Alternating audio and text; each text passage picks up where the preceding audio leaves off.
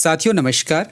जवाहर नवोदय विद्यालय प्रवेश परीक्षा 2026 का फॉर्म ऑनलाइन किस प्रकार से भरना है, इस वीडियो पर हम चर्चा करेंगे।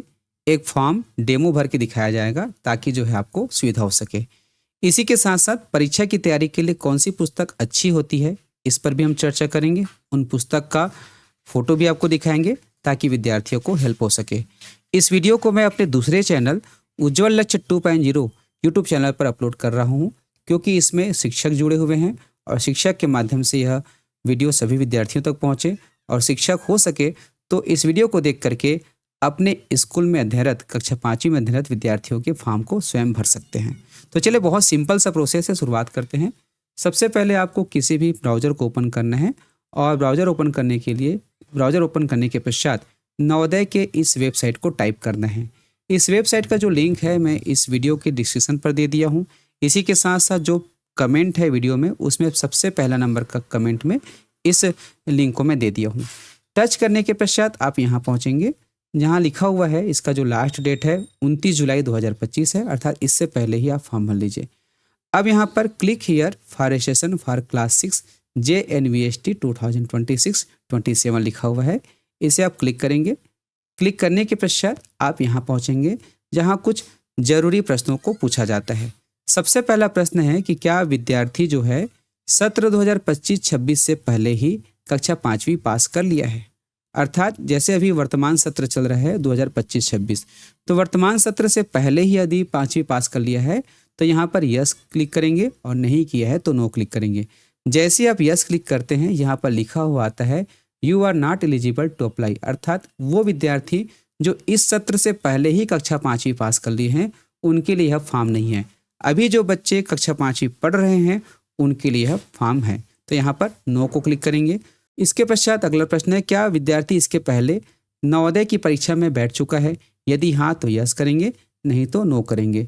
यस इस कंडीशन में आता है कुछ ऐसे विद्यार्थी या पालक होते हैं जो प्रैक्टिस के लिए पहले परीक्षा दिला देते थे, इस कारण से रिपीटर्स की संख्या बढ़ती थी, तो यहाँ पर बिल्कुल अपडेट किया गया है। अब ऐसे कोई विद्यार्थी जो पूर्व में प्रैक्टिस के लिए ही परीक्षा दिलाए होंगे वो मुख्य परीक्षा नहीं दिला सकेंगे, इसलिए आप सावधानी बरतें। भविष्य में किसी भी विद्यार्थियों का जैसे कक्षा 4वीं में आप ट्रायल के लिए फॉर्म भर देते हैं तो ऐसे बिल्कुल ना करें, क्योंकि उसका वास्तविक परीक्षा में उसका नुकसान हो जाएगा, क्योंकि उसको परीक्षा में बैठने को नहीं मिलेगा। तो यहाँ पर नो हो जाएगा। उसके पश्चात है क्या आपने प्रॉस्पेक्टस पढ़ा है जिसमें नियमावली है। यदि आप नहीं पढ़े होंगे तो इसको आप क्लिक करेंगे, एक PDF ओपन होगा, उस PDF में पूरा विस्तार से नियमावली को बताया गया है, आप उसको पढ़ सकते हैं। और यदि आपको पढ़ने में समय लग रहा है तो हमने इसका एक विस्तार से वीडियो भी बताया है कि जिसमें आप हर चीज़ को समझ सकते हैं, उसको देख लीजिएगा। अब यहाँ पर जो है you have read the prospectus, यहाँ पे यस क्लिक करेंगे। उसके पश्चात जो है क्या विद्यार्थी का निवास का जिला और पढ़ाई का जिला अर्थात स्कूल का जिला दोनों सेम है, यदि है तो यस करेंगे। जैसे ही नो करते हैं वो नॉट एलिजिबल हो जाएगा। इसके पश्चात यह महत्वपूर्ण है कि क्या विद्यार्थी कक्षा 4वीं पास कर लिया है और सत्र 2025-26 में कक्षा 5वीं 31 जुलाई 2025 से ही प्रवेश ले लिया है, उसके पहले ही प्रवेश ले लिया है, उस कंडीशन में आप यस करेंगे। अर्थात विद्यार्थी का कक्षा 5वीं में एडमिशन डेट 31 जुलाई 2025 से पहले होना चाहिए। अब यहाँ पर क्या विद्यार्थी के पास आधार नंबर है, तो यहाँ पर विद्यार्थी के आधार नंबर के बारे में पूछा गया है, पेरेंट्स का नहीं। तो यदि विद्यार्थी के पास आधार नंबर है तो यहाँ पर यस क्लिक करेंगे। यहाँ पर 3 अलग अलग स्थिति आती है। पहला स्थिति आधार नंबर है, यहाँ पर आपने आधार नंबर डाला और विद्यार्थी के पास OTP पहुँच भी गया, वो पहली स्थिति होती है। दूसरा स्थिति होता है कि आपने आधार नंबर यहाँ पर एंटर किया लेकिन OTP नहीं पहुँचा, तब क्या करें। तीसरा स्थिति होता है कि विद्यार्थी के पास आधार नंबर ही नहीं है, तब क्या करें। तो मैं तीनों स्थिति को यहाँ पर बता रहा हूँ। सबसे पहला स्थिति कि विद्यार्थी के पास आधार नंबर है, यहाँ पर हम आधार नंबर को, तो यहाँ पर आधार नंबर एंटर कर दिया। अब जो सबमिट का ऑप्शन है इसे हम क्लिक करेंगे।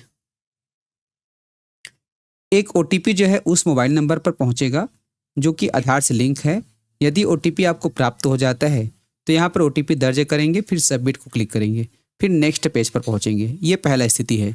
यदि आपके पास OTP नहीं पहुँचता है, क्योंकि हो सकता है मोबाइल नंबर चेंज हो चुका होगा, तब क्या करें, ये दूसरी स्थिति पर चर्चा कर रहे हैं। जब आधार एंटर कर दिए और OTP नहीं मिला, तब यहाँ पर आप नो को क्लिक करेंगे। नो क्लिक करने के पश्चात सबमिट को क्लिक करेंगे और यहाँ पर जो पेज ओपन होगा इसमें जो है आपको माता या पिता का निवास प्रमाण पत्र को अपलोड करना है। ये दूसरी स्थिति है। इसके बाद जो है आप जिस पेज पर पहुंचेंगे उस पर हम कुछ देर बाद चर्चा करेंगे। अभी हम तीसरी स्थिति पर चर्चा करते हैं। यदि विद्यार्थी के पास आधार नंबर है ही नहीं तब क्या करें। यहाँ पर देख सकते हैं लिखा हुआ है do you have Aadhaar number, तो यहाँ पर नो क्लिक करेंगे यदि विद्यार्थी के आधार नंबर बना ही नहीं है तब। उसके पश्चात यहाँ ओके क्लिक करेंगे। अब यहाँ पर निवास प्रमाण पत्र को अपलोड करना है माता या पिता का, ठीक है, जिसमें उसका निवास प्रमाणित हो। तो चलिए मैं कोई फोटो यहाँ पर अपलोड कर रहा हूँ क्योंकि ये डेमो फॉर्म है। इसके लिए चूज फाइल को सिलेक्ट करेंगे। यहाँ पे हमने निवास के लिए एक फ़ोटो अपलोड कर दिया। फिर यहाँ से हम सबमिट करेंगे। सबमिट करने के पश्चात तीनों ही स्थिति में हम इस जगह पर पहुँचेंगे जहाँ पर विद्यार्थी के डिटेल को फिल करना है। अब इस पेज में सभी जानकारी को आपको ध्यानपूर्वक भरना है, कहीं मिस्टेक नहीं करना है क्योंकि बाद में सुधार नहीं होता और जो यहाँ पर फिल करोगे वही जानकारी जो है फाइनल मानी जाती है। तो सबसे पहले यहाँ पर राज्य का चयन करेंगे। हमने राज्य का चयन कर दिया छत्तीसगढ़। उसके पश्चात विद्यार्थी किस जिला में पढ़ाई कर रहा है उस जिला का चयन करेंगे, जैसे हम रायपुर का चयन कर दिए। उसके पश्चात यहाँ पर आवासीय राज्य और आवासीय जिला यहाँ पर ऑटोमेटिक आ गया।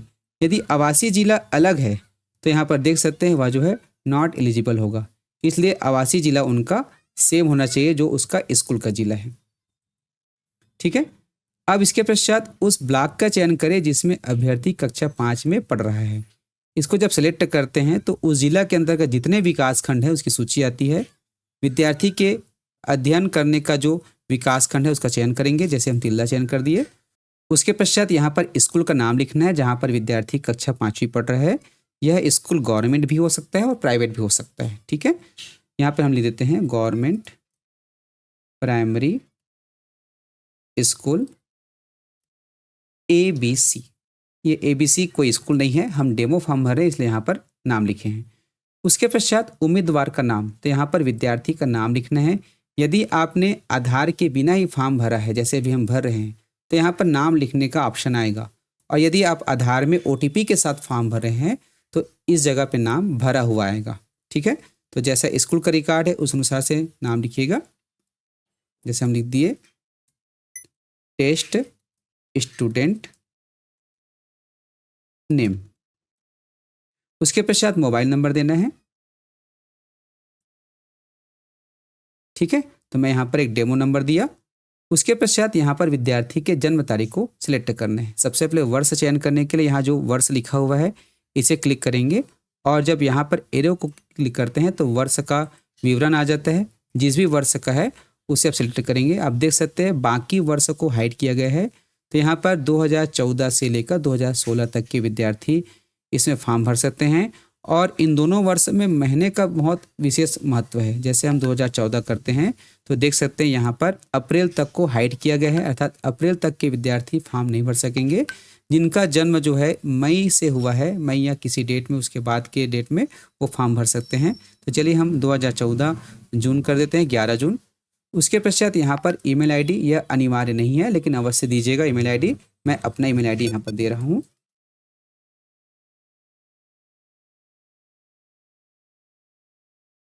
उसके पश्चात यहाँ पर माता का नाम, इसे आपको टाइप करना होगा और यहाँ पर पिता के नाम में यदि आप आधार में OTP के साथ फॉर्म भर रहे हैं तो यहाँ पर पिता का नाम लिखा हुआ आएगा। अगर आप बगैर OTP का या बिना आधार का फॉर्म भर रहे हैं तो यहाँ पर पिता के नाम को टाइप करना होगा।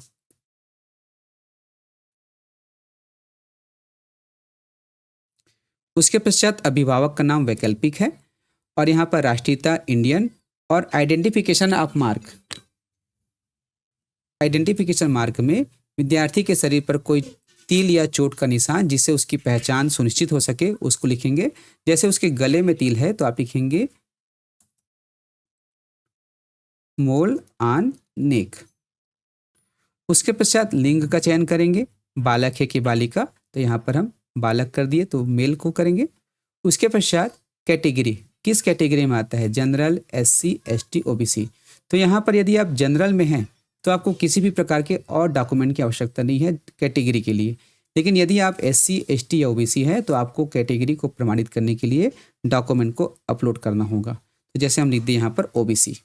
उसके पश्चात यहाँ पर एड्रेस, तो एड्रेस में आप विद्यार्थी के घर का पता लिखेंगे जिसके माध्यम से डाक वहाँ तक पहुँचता है। तो यहाँ पर उसका विलेज का नाम हो जाएगा, ठीक है, विलेज का नाम आप लिख देंगे। उसके बाद पोस्ट ऑफिस का नाम लिखेंगे और अन्य जो आवश्यक एड्रेस लिखते हैं उसको लिख दीजिएगा। इसके पश्चात यहाँ पर पिन कोड लिखेंगे। अच्छा, इस पता में जो है आप डिस्ट्रिक्ट का जरूर उल्लेख कीजिएगा, ठीक है, जो भी डिस्ट्रिक्ट है उसको लिखेंगे। उसके पश्चात यहाँ पर पिन कोड।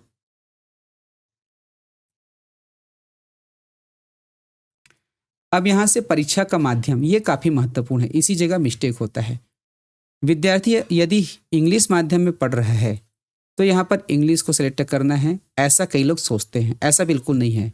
विद्यार्थी किसी भी माध्यम में पढ़ रहा हो, वो इन दोनों में से जिस भी माध्यम में परीक्षा दिलाना चाहता है दिला सकते हैं, और ये हर राज्य का अलग अलग होता है। हमारे छत्तीसगढ़ में हिंदी और इंग्लिश दिया गया है और अन्य राज्य में कुछ अतिरिक्त और दिया रहता है, उसको आप अपने राज्य के अनुसार से देख लीजिएगा। यहाँ हम हिंदी को चयन कर रहे हैं।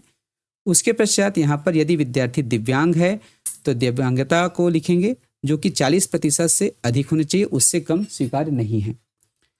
उसके पश्चात यदि दिव्यांगता यस करते हैं तो यहाँ पर उसके दिव्यांगता का प्रतिशत लिखना होगा, और नहीं है तो नन क्लिक करेंगे।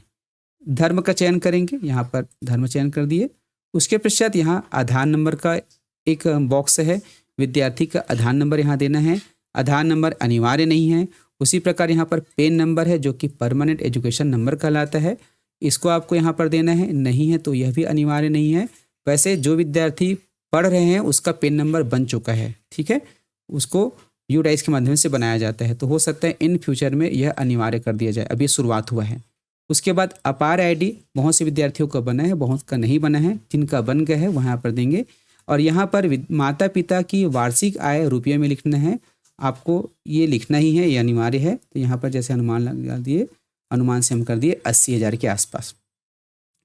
अब यहाँ पर विद्यार्थी के पिछले स्कूल का विवरण भरना है, इसको सावधानी से भरना है। इसी के आधार पर ग्रामीण और शहरी का निर्धारण होता है। सबसे पहले कक्षा तीसरी कहाँ पढ़ाई किया था? छत्तीसगढ़, रायपुर जिला, तिल्दा। उस गांव का नाम लिखेंगे जिस स्कूल में वो पढ़ाई किया, वो स्कूल जिस गांव में लिखा हुआ है, वो स्कूल जिस गांव में बसा हुआ है उस गांव का नाम लिखेंगे। उसके पश्चात नीचे में स्कूल का नाम लिखेंगे, जैसे गवर्नमेंट प्राइमरी स्कूल ABC। अब ये मान्यता प्राप्त है। अब ये कौन सी स्थिति में है?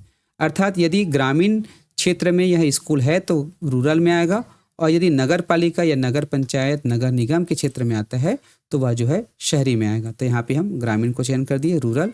उसके पश्चात कक्षा तीसरी में वो 2023 में किस महीने में एडमिशन लिया? हमारे तरफ जो है मई में एडमिशन होता है, मई और जून में, तो यहाँ पे हम मई क्लिक कर दिए। उसके पश्चात जो पास आउट होता है, जो रिजल्ट आता है वो अप्रैल में, तो हमने अप्रैल कर दिया। ठीक इसी प्रकार से कक्षा चौथी का विवरण भरना है, जिसमें राज्य, जिला और विकास खंड, और यहाँ पर गांव का नाम जहाँ स्कूल बसा हुआ है, ग्राम पंचायत का नाम या नगर पंचायत का नाम, ठीक है। उसके पश्चात यहाँ स्कूल का नाम हो जाएगा।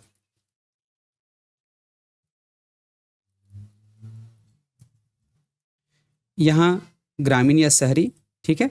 उसके पश्चात यहाँ हम मई कर दिए और यहाँ पर अप्रैल कर दिए, ठीक है। अब कक्षा पाँचवीं जिस स्कूल में पढ़ रहा है उसमें राज्य, विकास खंड और जो जिला है ये लॉक रहता है, इसमें चेंज नहीं होता। इन सब में चेंज कर सकते हैं। और यहाँ पर गांव का नाम लिखेंगे जहाँ स्कूल बसा हुआ है, स्कूल स्थित है। उसके पश्चात स्कूल का नाम लिखेंगे।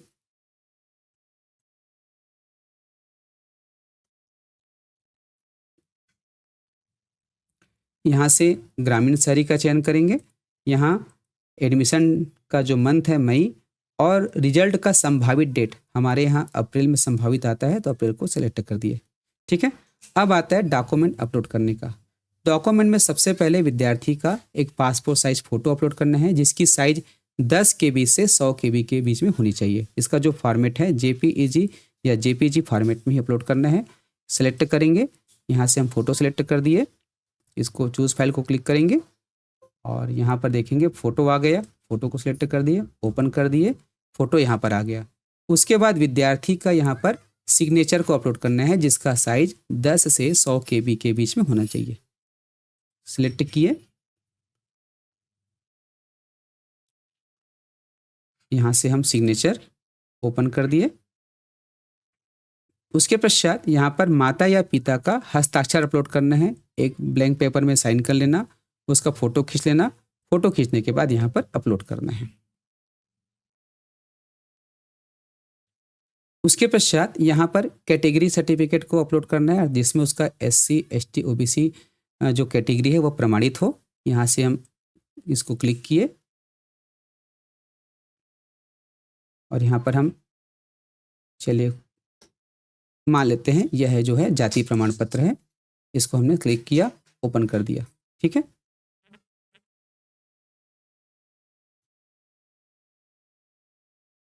मान लेते हैं यह इसका जाति प्रमाण पत्र है। इसे हमने क्लिक किया, यहाँ ओपन कर दिया। ठीक है, अब उसके पश्चात आपको इस प्रकार से कुछ भी नहीं अपलोड नहीं करना है। ये डेमो फॉर्म है इसलिए मैंने अपलोड किया है। ठीक है, उसके पश्चात यहाँ पर सहेजे और पूर्वावलोकन करें, सेव एंड प्रीव्यू को क्लिक करेंगे। कुछ चीज़ छूटा रहेगा तो यहाँ पर मैसेज आएगा, जैसे कि देख सकते हैं। क्या आया?